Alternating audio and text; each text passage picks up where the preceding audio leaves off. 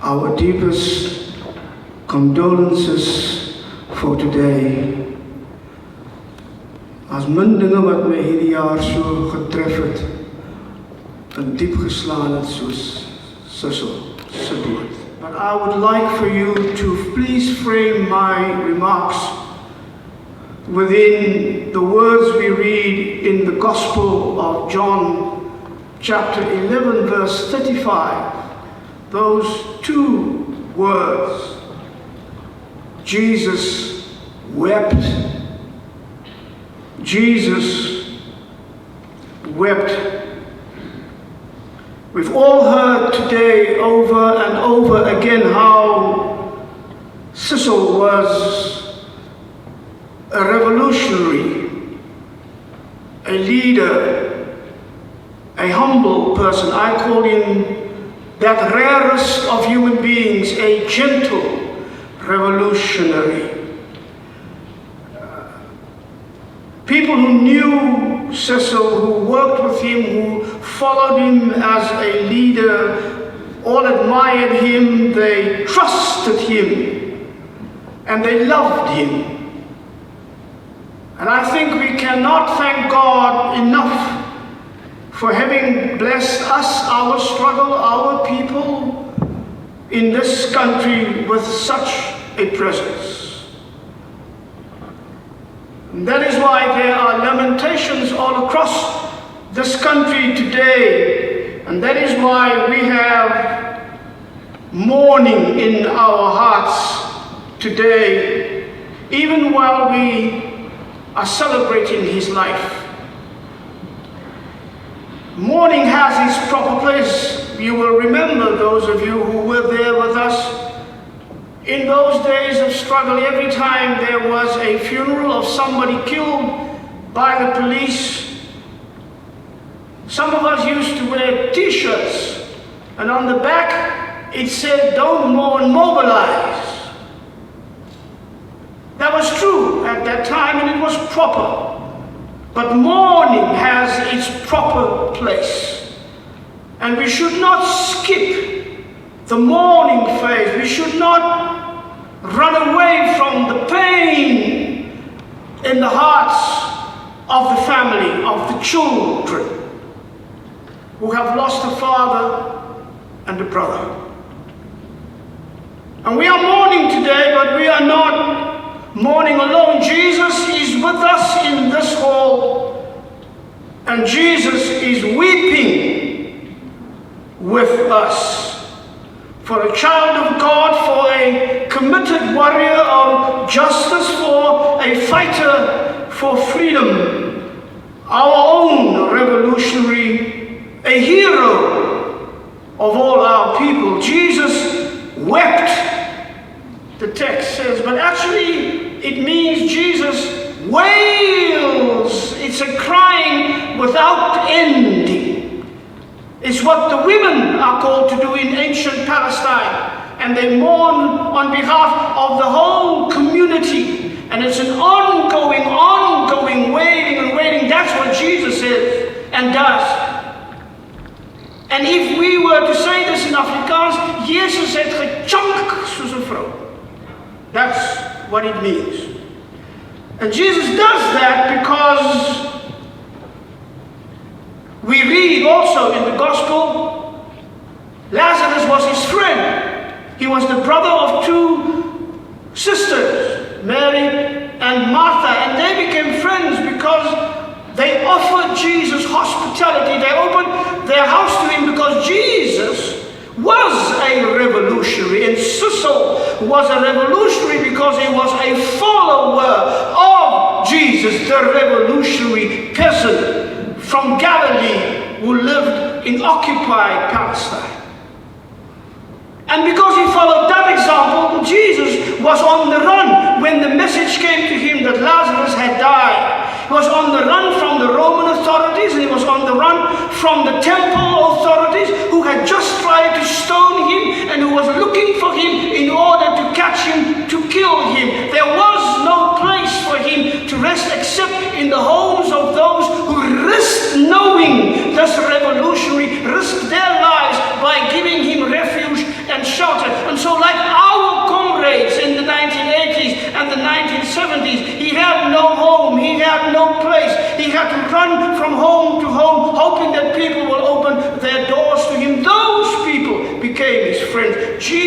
was a political nomad, like Cecyl was a political nomad, like so many comrades whose voices you heard today, always on the run from those who seek to harm and kill and destroy. And that's why Jesus called them his friends. And so when Lazarus dies, it is a friend that dies, and Jesus weeps for that friend. Jesus weeps because this friend who had given his life for the struggle, who had given a commitment and that he never wavered from, this friend who did not make empty promises so that in the end he could fill his own pockets and turn his back on those who put their trust in him. This friend who remained faithful to God and remained faithful to his people and remained faithful to what he was fighting for. This friend was no more. That's why Jesus weeps today. When he came from Robben Island, he remained revolutionary because he joined that Institute for Justice and Reconciliation in order to make sure that the reconciliation we will find in this country was not a cheap reconciliation that ended up as political pietism, but a reconciliation that he knows would not be complete unless it comes with repentance and remorse and restitution and reparation and the restoration of justice. That's what he was fighting for. That's what every revolutionary should be fighting for. So Jesus weeps because the question his death raises for us is, who now will stand up and fight for that kind of resolution and revolution and reconciliation? Who will stand up and say the reconciliation held up today is too cheap for the sacrifices that our people have made? Who will stand up to say the first word we hear in the gospel is not forgiveness but repentance, and without repentance and remorse and restitution there can be no forgiveness? Otherwise you cheapen the death of Jesus on the cross. That revolutionary demands something else of us. So the question is, as Jesus weeps, who will stand up for that which is truthful and faithful to the gospel? Jesus weeps because Cecyl Esau was a friend. We have lost a hero. Jesus has lost a friend. Jesus weeps because Cecyl Esau did not die in the country that he fought for. The country Cecyl Esau fought for has been kidnapped, has been killed, and has been buried in some grave. A South Africa that has today the greatest social, economic disparities in the world, where the gap between rich and poor is wider today than it was even during the time of apartheid, is not the country that Cecyl Esau fought for. The country that has become a byword for corruption, a kleptocratic mania that has gripped those in charge of perhaps all our lives.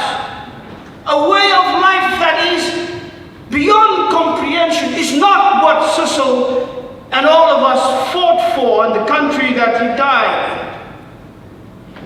For as long as South Africa shall remain, the name Boesak Susa will remain. And it will not just be a name, it has become a symbol of what must not be. Susa is the wilted flowers on the grave of the nobility of our struggle.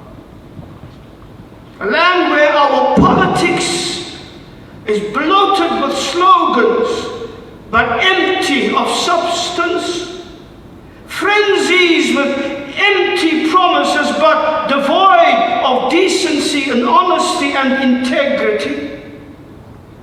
A country where we have a politics that is gorged on sentimentality, but drained of the desire for justice, is not what Cecyl fought for. But there was a time when we had known a togetherness, a unity, and a solidarity across the lines of race and color and culture and class and religion and every kind of barrier. We knew that unity. We knew that togetherness in a way that this country has not seen before, and in a way that all our people in one way or another are now longing for. And because we have lost that, Jesus weeps. Jesus weeps because we've lost that togetherness, because we now hear of hierarchies of suffering. Some of us have suffered. Some of us have struggled. As if Cecyl Esau was not in the struggle. As if we were not in the streets facing the dogs and the guns and the tear gas, as if we did not go to prison, as if we were not beaten and tortured, as if we did not put our lives on the line for the freedom of all our people. Jesus weeps for our country today. Those in power and those with power have stolen our revolution once, and from what I see and hear, they are getting ready to steal it again. We should not let that happen. My brothers and sisters, too much is at stake.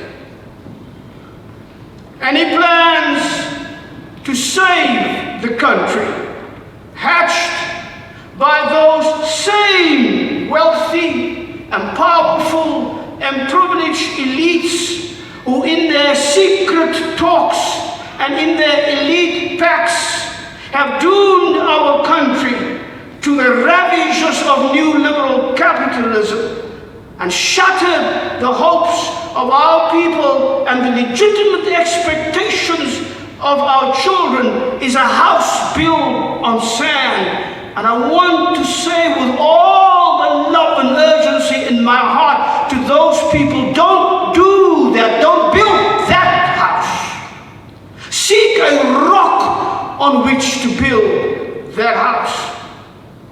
It is true, we are in a deep and deepening constitutional crisis. But those who see only a constitutional crisis now, but who have had for 25 years not have eyes to see the crisis of poverty and perpetual impoverishment, the crisis of entitlement and perpetual self-enrichment. Those who have seen not those multiple crises in which our people have been pushed into a wilderness of confusion. You cannot see that crisis without having first acknowledged those crises and having resolved to do something about that. There's a crisis of renewed racism and ethno-nationalism, of corruption, of entitlement, and of abuse of power. That is a house built on sand, and Jesus weeps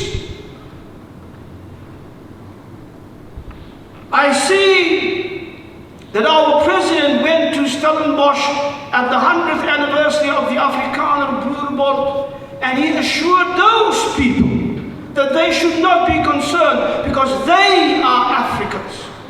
I like that, but I would like to see the president come to Worcester. I would like to see the president go to Bontehill. I would like to see the president go to Bishop Levers. I would like to see the president go to the rural areas and tell our people there that they should be concerned because they are Africans. This is their land.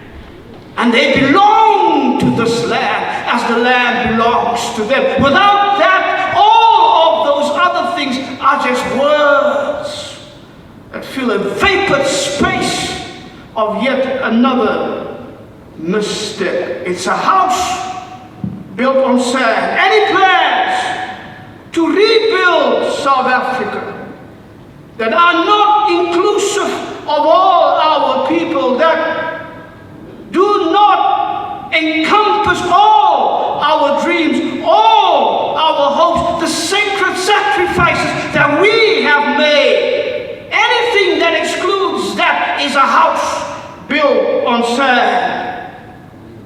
They plan and they connive and they restructure. En we must just follow the scriptures. My ma altyd gesê het, dit sal die dag wees.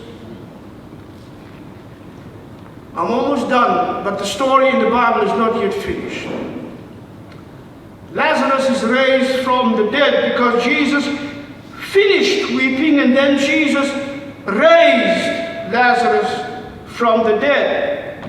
Because Lazarus shall rise and Lazarus shall live. Cecyl Esau is no more, but his work, his hopes, his dreams for justice, his dignity, his longing for equity, his struggle for freedom shall rise and shall live again. But something must happen first. As Jesus finishes speaking, Jesus first turned to the people around him, the living, and Jesus says to them, take away the stone. If you don't take away the stone, I cannot perform this thing to make this man and his hopes and dreams for justice live again. Jesus has the power to raise from the dead, my brothers and sisters, but we must take away the stone. So I'm saying to you today, even in the midst of mourning, stand up and take away the stone. Do not give up on what this man fought for and died for, and what millions others over the centuries have fought for and died for. Take away that stone. Do not turn around from the path that we have set our foot on. Take away the stone. Don't stop believing that justice will be real, that dignity will be restored, that the land shall be returned. Take away the stone.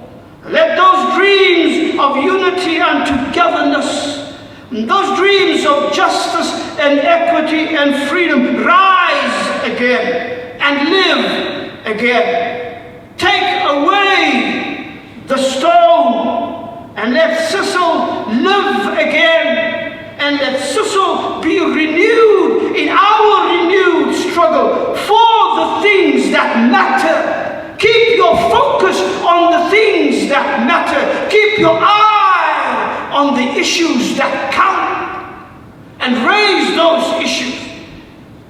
And Lazarus will rise. I know that. I believe it as I stand here. But we, as we are here today, we must take away that stone. So rise up and take away the stone. Rise up and take away the stone. Rise up and take away the stone and honor this man who has left us, but not on our own. God bless you all.